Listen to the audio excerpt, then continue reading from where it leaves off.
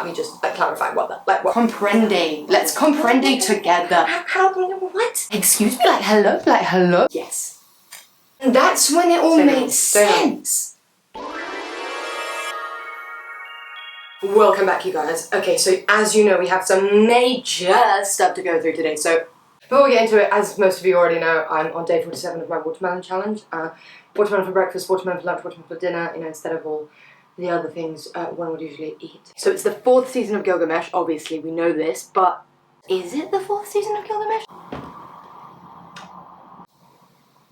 This is how to build a city, and Gilgamesh obviously is the story, right? But then, is it even a story, like sub-narrative, post-narrative? Okay. The parallel. There are 2 parallel worlds, seemingly, but also 3, but also maybe 4. Like, says the Gilgamesh story, there's the, you know, the epic, like the first ever piece of human literature, like, can we just? First ever tea to be spilled. Because it starts, we got young Sultan doing some bars, some righteousness, obviously. But then, obviously, he starts telling the Gilgamesh story as well. But then, is it a parallel? Is it like Gilgamesh is like his alter ego from the past? Like you know in the Swan Lake Barbie movie, you know when in the beginning the Barbie tells the story, like the older OG Barbie. So Swan Lake Barbie lived millions of years ago, so she's telling the story today to her sister. And as she's saying this, you see clips of like Swan Lake Barbie doing her business, like in the bakery, like back in the day. But the Ute Barbie obviously is receiving this information, but like she's understanding that there's a parallel. Do you know what I mean? There's like a parallel between, like a mirroring, like a microcosmic mirroring between OG Barbie and between Swan Lake Barbie. And then all of a sudden they're in the club, but then the ritual comes in. Obviously the ritual is like the original, like the Gilgamesh story. It's like from, you know, the H times, obviously, and then kind of being taken through the story of Gilgamesh, but like in this like fun, like modern day, like bars way. There was that little, like there was like a cheeky ring part, like that was like obviously like banter, but like you think, oh okay, like there's something going on between, you know, them two, like okay, there must be linking. But then you get another layer of linkage, if you know what I mean. Like obviously we see Enkidu and Gilgamesh, like they're starting to become friends, right? Like obviously he was sent to like dead this guy. Like man's been going around doing a little bit too much, if you know what I mean. In the club, like obviously he's nice and all, like we're like, oh yeah, like he's chilling, we like him, he's telling the story, but then all of a sudden he's a savage. And then he deads all his friends. But then later, his friends come back after he's clarted them, but then maybe they were never dead. Maybe in the 2020 vision, it's like, it's a metaphor, like they just had a fight or something, you know, they just like had a fallout, and this guy like, you know, he's like the chief of his friends because this guy has so much clout and so much popularity and he's on top. Obviously that's a metaphor because in the story he's king. Maybe what it is that none of the Mandem can step to him. They can't tell him what to do because he's like the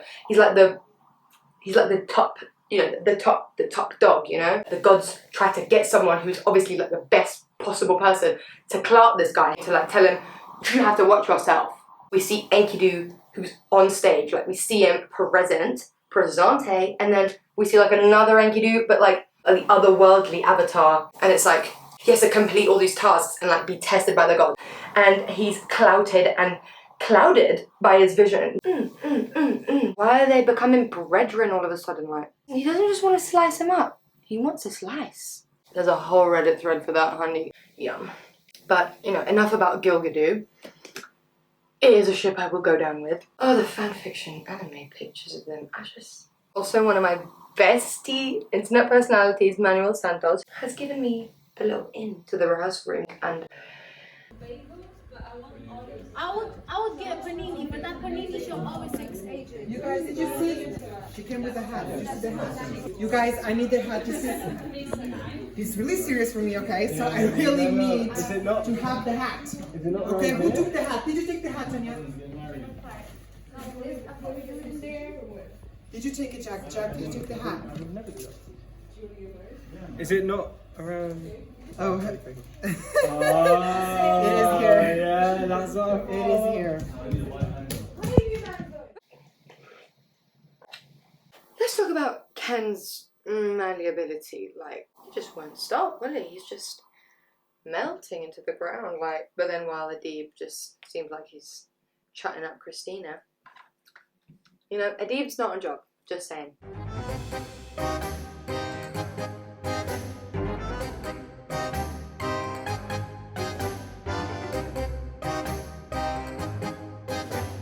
Ken's melting into the ground. What's Adib doing? Did you guys actually know that 2 seasons ago in Gilgamesh, Adib like broke his back? Like he couldn't like. I need to demonstrate for you. He was like this. Like he couldn't stand like this and broken in half. Like he was like this and then he went like.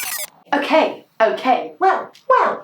Obviously, Gilgamesh absolutely paws off Ishtar. Man just doesn't want to link her. It's like translated into like these disses or whatever, like roast your ex, which was very therapeutic for me, not gonna lie. But then listen to the original statements that Gilgamesh actually says. He literally goes to her, why would I be the lover of a shoe that mangles its owner's foot?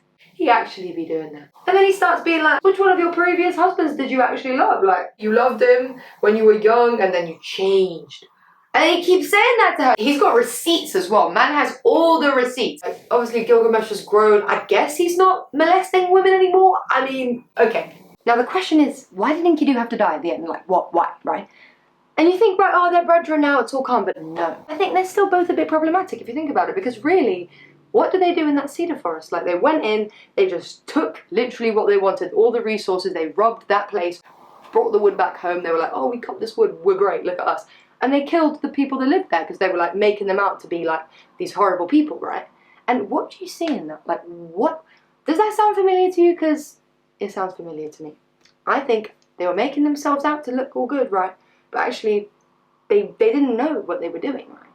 And that is very much like the toxicity in the YouTube community. I know everyone could obviously literally see it, like, what else would that be an example for? Like, making someone else look like a career needed to die, but when really you've just been benefiting off them, do you know what I mean? And that's why, like, when they were looking, when they were in that forest, they had their eyes closed. It was a metaphor, you know? They were getting directions from a stranger. They didn't have that self-awareness of what they were actually doing and the destruction they were causing. Again, I'm not even gonna name names. But you know if you know. So in the end, what was the sitch? Okay, so Jana comes in from like running this whole time, like the whole show's going on, she's running, she's trying to find this immortality letter, whatever, like this conclusion. She comes in to finalize this chapter for us. And then what happens? There's nothing in it.